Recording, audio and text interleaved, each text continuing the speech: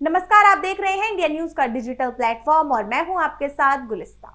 लोकसभा चुनाव 2024 जैसे जैसे नजदीक आ रही है, उत्तर प्रदेश की राजनीति में हिंदुत्व का मुद्दा गरमाने लगा है। किसी न किसी बहाने से लगातार हिंदुत्व के मुद्दे को भड़काया जा रहा है। स्वामी प्रसाद मौर्य इसमें सबसे आगे दिखाई दे रहे हैं। पहले उन्होंने रामचरितमानस पर उन्होंने टिप्पणी की और फिर हिंदू साधु संतों पर हमला किया और अब दीपावली के मौके पर उन्होंने माता लक्ष्मी के खिलाफ की गई टिप्पणी को इसी नजरिए से देखा जा रहा है। आपको बता दें कि स्वामी प्रसाद मौर्य ने लक्ष्मी माता के 4 हाथों पर जिस प्रकार से तंज कसा है, उसको लेकर उनकी पार्टी में ही कई लोग सही नहीं मान रहे हैं। हालांकि खुलकर कोई सामने नहीं आ रहा है। स्वामी प्रसाद मौर्य की ये टिप्पणी धार्मिक भावनाओं को भड़काने वाली मानी जा रही है। इसका फायदा समाजवादी पार्टी अध्यक्ष अखिलेश यादव को मिलता दिख रहा है और नहीं दिख रहा है, और ऐसे में विपक्षी दलों का हमला समाजवादी पार्टी अध्यक्ष अखिलेश यादव पर सीधा शुरू हो गया है।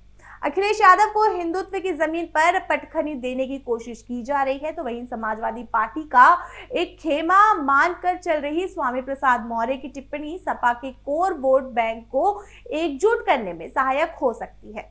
मां यानी मुस्लिम प्लस यादव समीकरण को मजबूत करने में ये कारगर हो सकती है। दरअसल यादव समाज अखिलेश के साथ हर हाल में एकजुट दिखता है, वहीं मुस्लिम समाज को साधने की कोशिश हो रही है। हालांकि अखिलेश यादव के पीडीए पिछड़ा दलित अल्पसंख्यक समीकरण में ये टिप्पणी फिट नहीं बैठती दिख रही है। पिछड़ा दलित अल्पसंख्यक में अल्पसंख्यक को अगर हटा दे तो पिछड़ा और दलित समाज में भी कई जातियां ऐसी हैं जो हिंदू देवी देवताओं को लेकर कट्टर रुख अपनाती हैं। अब ऐसे में स्वामी प्रसाद मौर्य की टिप्पणी अखिलेश यादव के लिए भारी पड़ सकती है। पीडीए के जरिए राजनीतिक जमीन पर अपनी अलग पहचान बनाने की कोशिश में जुटे अखिलेश यादव के लिए स्वामी प्रसाद मौर्य की टिप्पणी मुश्किलें खड़ी कर सकती है।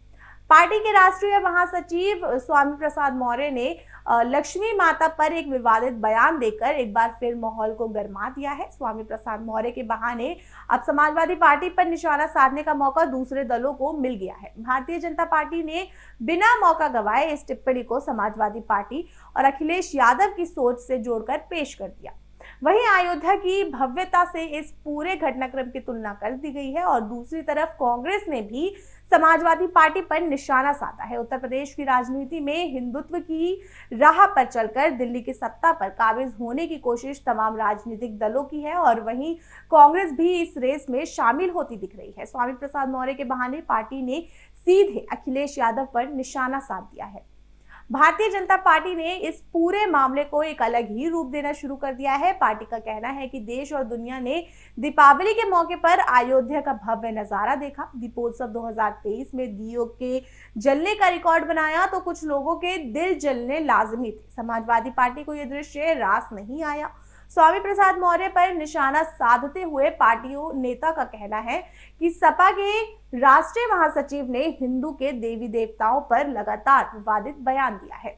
इसके बावजूद उन पर कार्रवाई न होना जताता है कि उन्हें पार्टी और राष्ट्रीय अध्यक्ष अखिलेश यादव का पूरा समर्थन प्राप्त है। स्वामी प्रसाद मौर्य के बयानों के जरिए बीजेपी ने अखिलेश को निशाने पर ले लिया है। कांग्रेस भी हमला करने में पीछे नहीं है।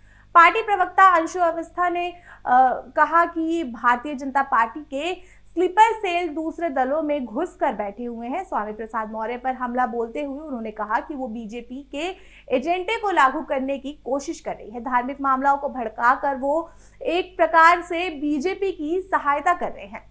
शोषितों, वंचितों, दलित, पिछड़ों और जातीय जनगणना की जो लड़ाई कांग्रेस पार्टी की लड़ रही है, तो उसे स्वामी प्रसाद मौर्य जैसे नेता कमजोर करने में जुटे हुए हैं। धार्मिक मामलों को भड़काकर वो सामाजिक लड़ाई को कमजोर करने की कोशिश कर रहे हैं और ये नेता बीजेपी के लिए जमीन तैयार करने में जुटे हुए हैं। अब कांग्रेस ने साफ तौर पर समाजवादी पार्टी नेता को बीजेपी का एजेंडा बता दिया है। विपक्षी गठबंधन INDIA के जरिए राज्यों ने के विधानसभा से इतर लोकसभा चुनाव में कांग्रेस और सपा का एक पाले में आती दिख रही है, लेकिन कांग्रेस नेताओं की ओर से सपा में बीजेपी की स्लीपर सेल के लोगों के मौजूद होने का दावा किया जा रहा है। कांग्रेस की रणनीति को नुकसान पहुंचाने जैसे बयान दिए जा रहे हैं और इसका जवाब देना और गठबंधन को जमीन पर उतारना कितना संभव होगा, देखने वाली बात होगी। अब सपा नेता का कहना है कि इस प्रकार के बयानों से विवाद और गहरा हो सकता है। तो फिलहाल के लिए इतना ही, और भी अपडेट्स के लिए जुड़े रहे इंडिया न्यूज के डिजिटल प्लेटफॉर्म के साथ। मुझे दीजिए इजाजत। धन्यवाद।